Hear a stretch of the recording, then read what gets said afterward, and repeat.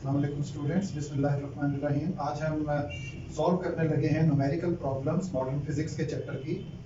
और केपीके की बुक में इसमें 5 न्यूमेरिकल प्रॉब्लम्स हैं। नंबर 1 है the length of a spaceship is measured to be exactly 1/3 of its proper length. What is the speed of the spaceship relative to the observer. तो देखिए हम data बनाते हैं इसका।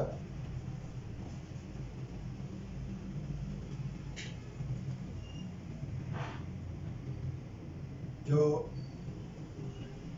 ऑब्जर्व लेंथ है delta L, वो proper length delta L P से 3 times कम है।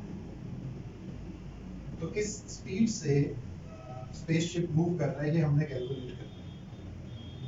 तो लेंथ कॉन्ट्रैक्शन के फार्मूले में हमने ये पढ़ा था कि डेल्टा एल इक्वल होगा delta L P under root 1 minus V square over C square. तो यहाँ से v हमने कैलकुलेट करना है। तो सबसे पहले हम यहाँ पे ये करेंगे कि डेल्टा एल की जगह जो गिवन वैल्यू है delta L P proper length divided by 3 ये पुट कर। तो आप देखें कि ये इससे डेल्टा एल पी दोनों साइड से कैंसिल हो गई। तो यहाँ रह गया 1/3 equals to under root 1 minus V square over C square. तो जिसको हमने कैलकुलेट करना है v को, वो स्क्वायर रूट के अंदर है। तो squaring both sides 1/9 under root 1 minus V square over C square, इसका स्क्वायर हो जाएगा। तो इस स्क्वायर से ये स्क्वायर रूट कैंसिल हो जाएगा। तो आपके पास 1/9 equals to 1 minus V square over C. तो इसमें minus V square over C square इस तरफ शिफ्ट कर दें और 1/9 को दूसरी तरफ सब्ट्रैक्ट कर दें ले जाके। तो ये हो जाएगा 1 माइनस 1/9। तो इसको सॉल्व करें तो V square over C square, इसको एलसीएम लेके जब आप सॉल्व करेंगे तो ये आ जाएगा 8/9 और वी स्क्वायर इक्वल होगा 8/9 C square. Taking square root on both sides 8c square over 9। तो इसको कैलकुलेटर से हम चेक कर लेते हैं कि 8/9 स्क्वायर रूट में क्या है।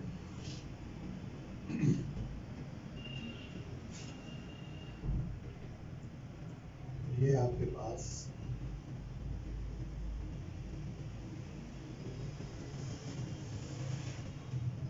0.9428 0.94 हम ले लेते हैं। 8/9 का स्क्वायर रूट 0.94 और सी स्क्वायर का सी हो जाएगा। तो इट मींस के उस स्पेसशिप की स्पीड 0.94 सी, जिसको अगर आप पढ़ें तो ऐसे पढ़ा जाता है कि 94% ऑफ स्पीड ऑफ लाइट, 100% नहीं। कोई भी material object speed of light के इक्वल 100% उसके इक्वल मूव नहीं कर सकता। तो ये भी 94% ऑफ स्पीड ऑफ लाइट एक ऑब्जेक्ट अगर मूव कर रहा हो तो उसकी लेंथ जो रेस्ट पे ऑब्जर्वर होगा उसको 1/3 उसकी लेंथ कॉन्ट्रैक्ट होके ऑब्जर्व होगी। ये था हमारा फर्स्ट न्यूमेरिकल। सेकंड क्वेश्चन देखें इसका।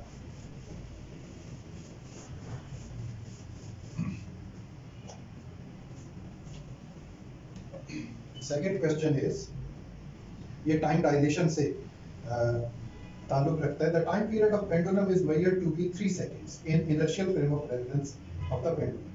What is the period when measured by an observer moving with speed 0.95 c, यानी 95% of velocity of light with respect to pendulum.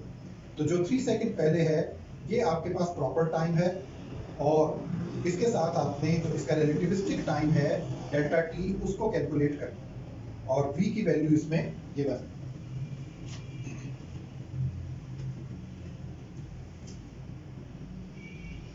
v की वैल्यू गिवन है 0.95 c और delta T proper time simple pendulum के time period का given है 3 second और relativistic time delta T calculate करना।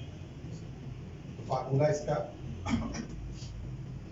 Delta T equals to delta T P over under root 1 minus v square over c square. ये आपको पहले भी बताया, फिजिक्स फार्मूलों की गेम है, जिसको फार्मूले भूल जाए उसे फिजिक्स नहीं आती।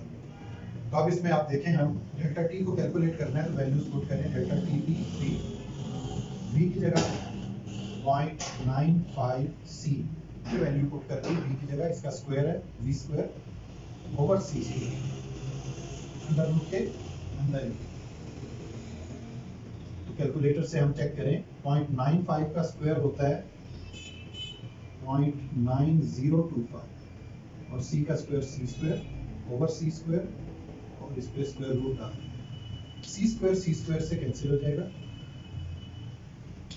1 में से 0.9025 को हम सब्ट्रैक्ट करेंगे, कैलकुलेटर से चेक कर लेते हैं।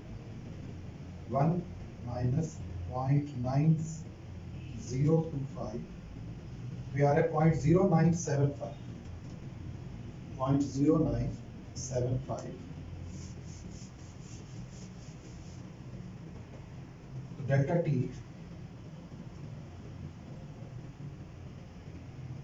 equals to 3 over under root 1 minus 0.0975। अब इसको 1 में से सब्ट्रैक्ट करें और स्क्वायर रूट ले लें, तो ये दो स्टेप आप इकट्ठे कर लें। 1 में से सब्ट्रैक्ट कर दें। अच्छा, सब्ट्रैक्ट हमने कर दिया है तो वो 0.0975 आ रहा है, इसकी करेक्शन कर लें। अब इसका सब्ट्रैक्ट करके आया था ये आंसर, तो 0.0975 स्क्वायर रूट के अंदर, तो ये आ गया 0.312, 3 डिजिट तक ले लें, 0.312। अब इसको डिवाइड करें, 3 डिवाइडेड बाई 0.312,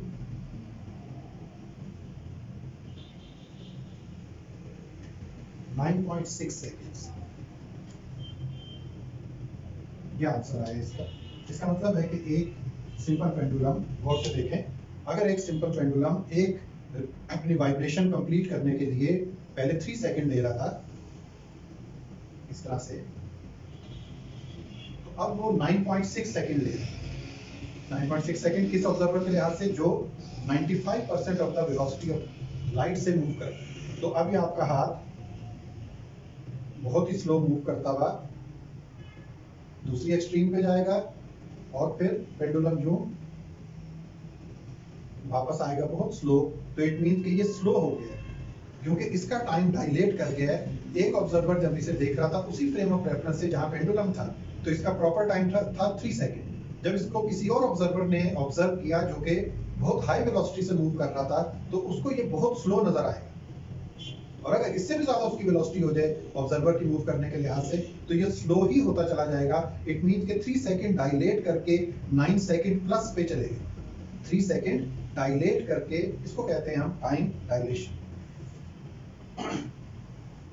होपफुली आपको ये समझ आ गया होगा। क्वेश्चन नंबर 3 पे चलते हैं।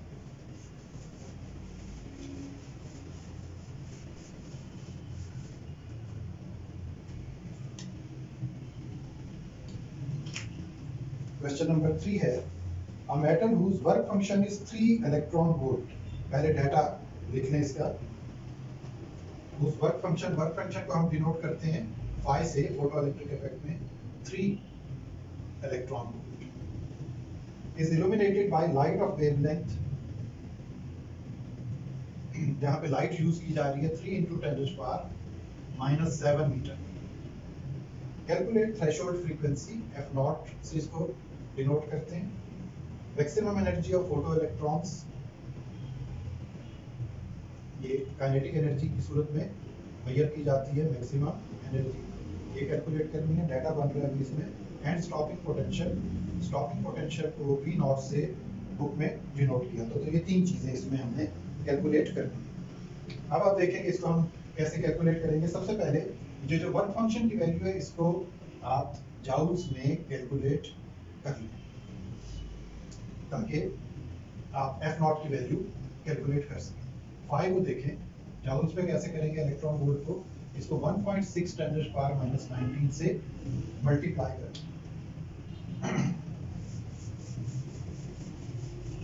कैलकुलेटर का इस्तेमाल न्यूमेरिकल्स में बहुत इंपॉर्टेंट है। तो इसमें सबके लिए गाइडलाइन ये है कि हर एक को अपना कैलकुलेटर यूज करना चाहिए ताकि उसको पता रहे कि कौन सा बटन किस फंक्शन के लिए इस्तेमाल होता है।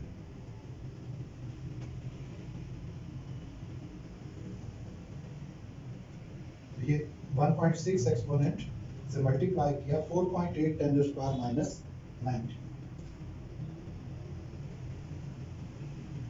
जॉल्स में अब ये वैल्यू आ गई। Since phi is equal to hf naught, ये बेसिक फार्मूला है, f naught is equal to phi by h, इसमें वैल्यूज पुट कर दें। phi की वैल्यू 4.8 × 10⁻⁹ और प्लैंक्स कांस्टेंट की वैल्यू 6.63 × 10⁻34, नीचे h प्लैंक्स कांस्टेंट।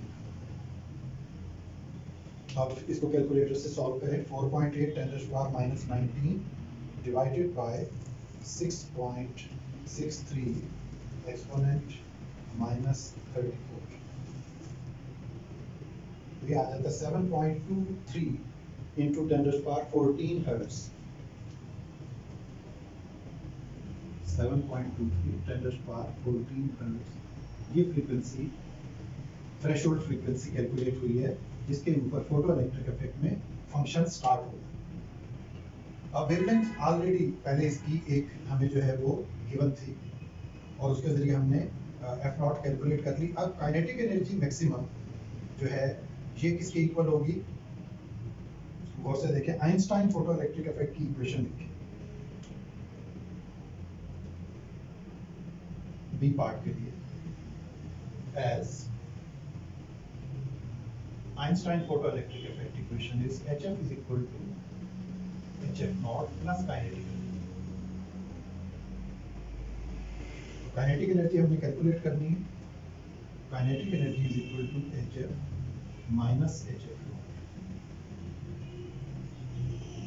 यहाँ H को कॉमन ले लें, F माइनस F नॉट। अब इनिशियल फ्रीक्वेंसी इसकी नहीं मालूम थी तो उसकी वेवलेंथ हमें मालूम थी, तो frequency is equal to C by lambda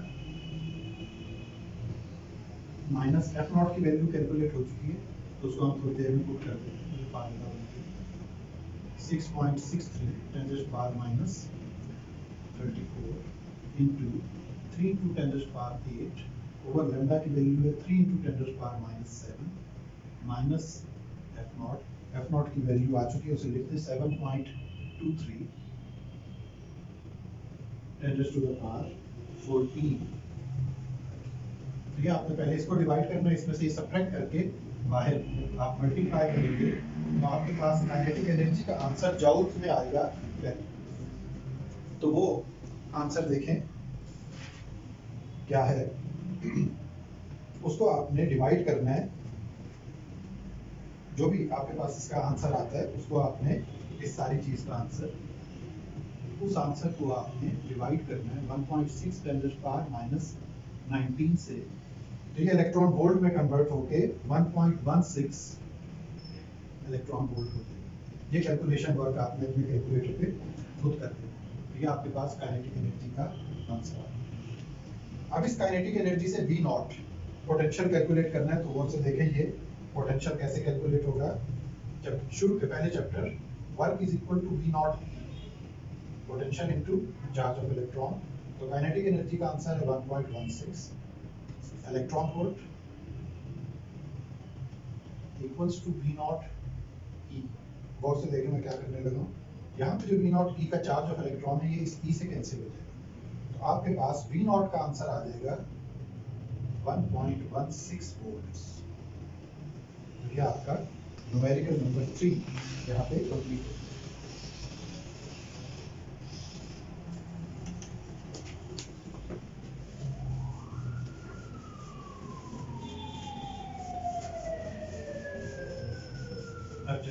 numerical number 4 की तरफ।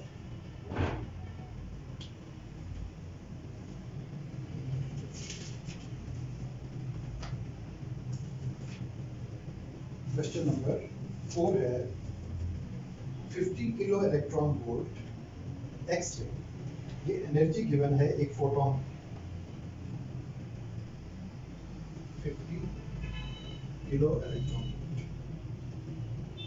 इसको आप जॉल्स में कन्वर्ट करके देखें कैसे, किलो की जगह 1000 और इलेक्ट्रॉन वोल्ट से जॉल में जाएंगे तो 1.6 × 10⁻⁹ ये जॉल में चला। इसे हम कैलकुलेटर से कैलकुलेट करते हैं। पहले बाकी डाटा लिख लें। Scattered at an angle of 90 ये कॉम्पटन इफेक्ट का numerical. What is the energy of X ray after Compton scattering, E dash करेंगे। स्कैटरिंग के बाद क्या एनर्जी है इसको हमने कैलकुलेट करना है। तो यहाँ पे भी सारी कैलकुलेशंस हमें करनी पड़ेगी। सबसे पहले इसको जो जॉल्स में कन्वर्ट कर दें, इसे कैलकुलेट कर लें। 50 multiply by 1000 multiply by 1.6 exponent minus 19, तो ये आ गया 8 × 10⁻⁻15 जॉल। इसकी वैल्यू ई की 8 × 10⁻⁻15 जॉल। जॉल में इसलिए कन्वर्ट किया कि यहाँ से अगर आपने कोई वेवलेंथ वगैरह कैलकुलेट करनी है तो वो आसानी से हो जाएगी। अब इसमें सबसे पहले आप लैम्डा वेवलेंथ कैलकुलेट करें। Since E is equal to hc by lambda, तो lambda is equal to hc by E की वैल्यू हम कैलकुलेट कर चुके हैं। बाकी वैल्यूज पुट कर रहे हैं। 6.63 × 10⁻⁻34, स्पीड ऑफ लाइट इज 3 × 10⁸ और E का आंसर आया था 8 × 10⁻⁻। तो यहाँ से इनको आप कैलकुलेटर पे सॉल्व करें।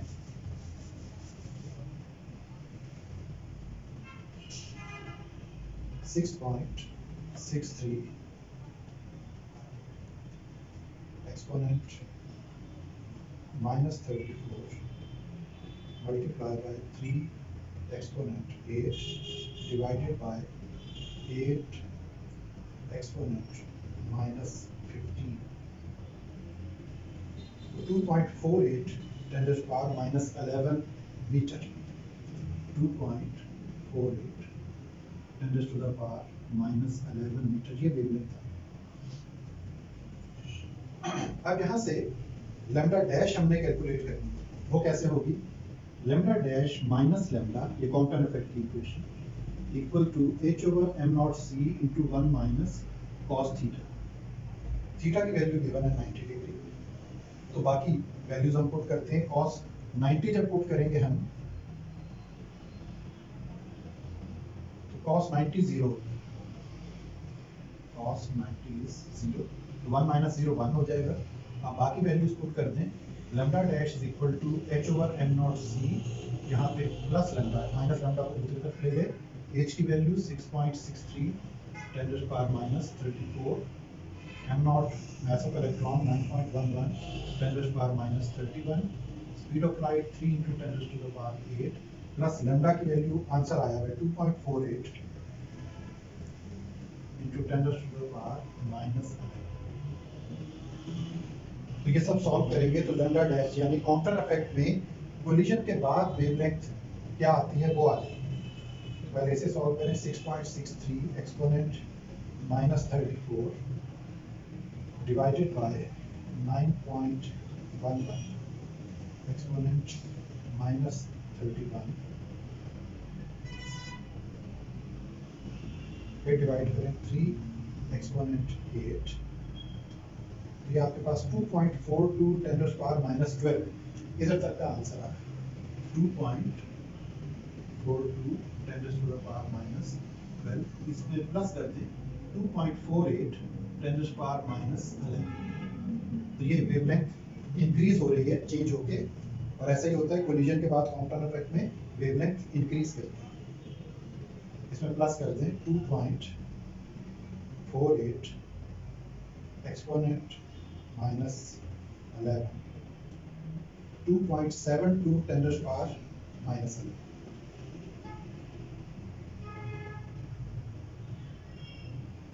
ये नई वेवलेंथ इसकी है। पहुंचना किस आंसर तक है हमने वो देखें। ये भी आंसर नहीं है, ये तो चेंज्ड वेवलेंथ है। एनर्जी तक जाना है तो नई एनर्जी का आंसर क्या होगा? E dash hc by lambda dash. इस फार्मूले में ये पुट करेंगे। ये सब आप 2.72 जो भी वेवलेंथ था उससे नीचे डिवाइड कर दें। लेकिन 6.63 exponent minus 34 multiply by 3 exponent 8 divided bye 2.72 exponent minus 11, 7.3 10 to the power minus 15 joules, 7.3 10 to the power minus 15 joules। इसको कन्वर्ट करें इलेक्ट्रॉन वोल्ट में, क्योंकि बुक में आंसर इलेक्ट्रॉन वोल्ट में है, जॉउल्स में नहीं है। तो 7.3 10 to the power minus 15 को डिवाइड कर दें चार्ज ऑफ इलेक्ट्रॉन से 1.6 एक्सपोनेंट माइनस 90, तो ये आ जाता है 45.7 किलो इलेक्ट्रॉन। तो हमने कैलकुलेटर से खुद चूंकि सॉल्व किया है तो उसका थोड़ा सा फर्क आ रहा है, लेकिन यहाँ कर देता हूँ मैं इस जगह पे वो से लेके इसका इस जगह E dash 7.3 10 to the power minus 15 divided by 1.6 10 to the power minus 19, 45.7 kilo electron. Kilo खुद लिखा है, अदरवाइज 457 2 डिजिट हो रहे हैं। ये कैलकुलेटर में आपके पास 5 डिजिट में आंसर आएगा, तो 3 डेसिमल प्लेसेस पीछे आएंगे तो आपका डेसिमल में ये आंसर आएगा। ये इसका सबसे लेंथी न्यूमेरिकल था, लेकिन वो भी देखिए इसमें हमने सॉल्व कर दिया। और सॉल्व करने में जिन चीज़ों का ख्याल रखा, बहुत एहतियात से कैलकुलेटर यूज़ करना है। सही कैलकुलेटर आप कब यूज़ करेंगे? जब आप इसकी बार बार अपने कैलकुलेटर पे कैलकुलेशंस की प्रैक्टिस करेंगे। तो अब हम चलते हैं लास्ट न्यूमेरिकल की तरफ। यहाँ से करेंगे उसको थोड़ी देर।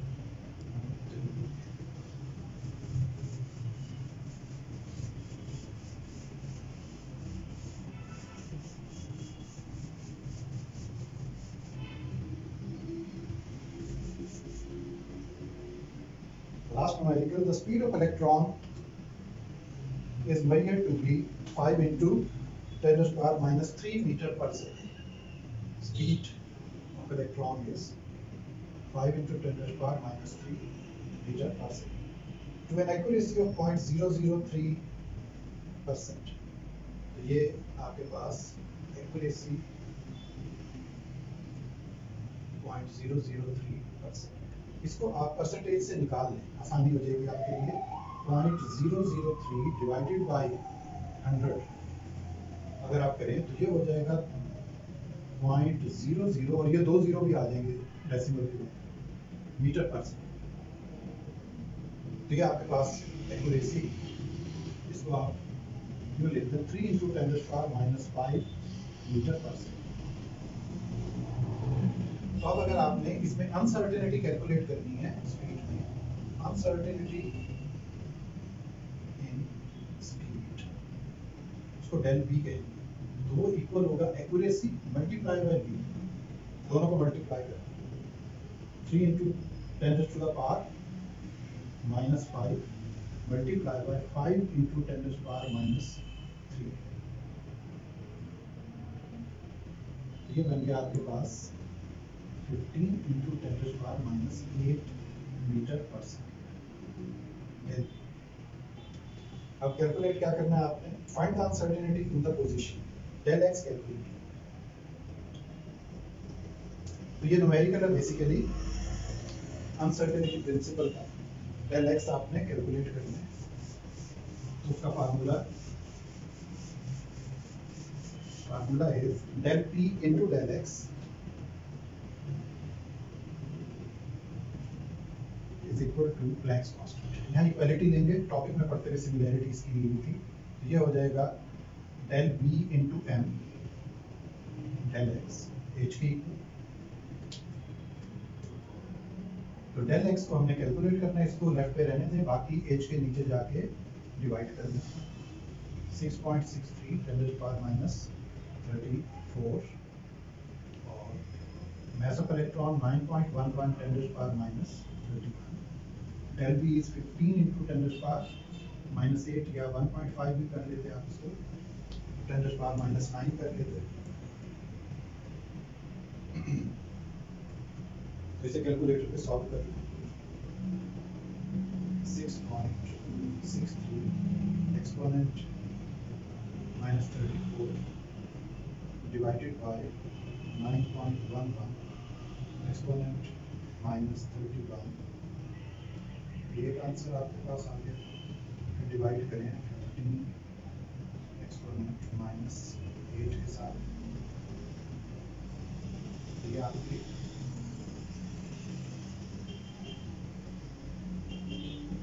पोजीशन में जो इसकी चेंज आ रही है वो आ रही है 4.8 10⁻⁻3।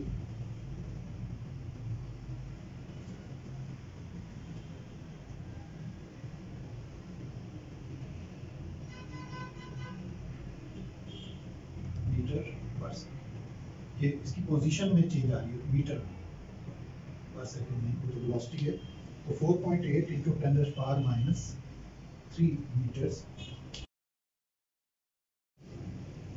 अच्छा स्टूडेंट्स, इसमें देखें ये एक वैल्यू जो है इसमें गलत थी, बुक में गलत गिवन है।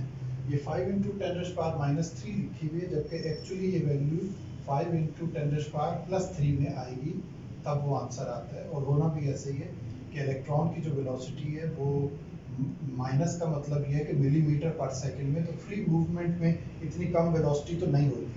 तो ये -3 की बजाय जब हम +3 करेंगे तो फिर आपके पास ये आंसर यहाँ पे 0.15 मीटर पर सेकेंड। तो इसको जब आप यहाँ पे पुट करेंगे 0.15, तो फिर यही आंसर कैलकुलेटर पे आएगा 4.8 10⁻⁻3। तो इत्तेफाक से कैलकुलेटर पे ये माइनस पुट नहीं हुआ था, तो हमारा वही आंसर आ रहा था, लेकिन दोबारा इसको चेक करने पे इसकी करेक्शन कर लें। Thank you very much. अल्लाह हाफिज़।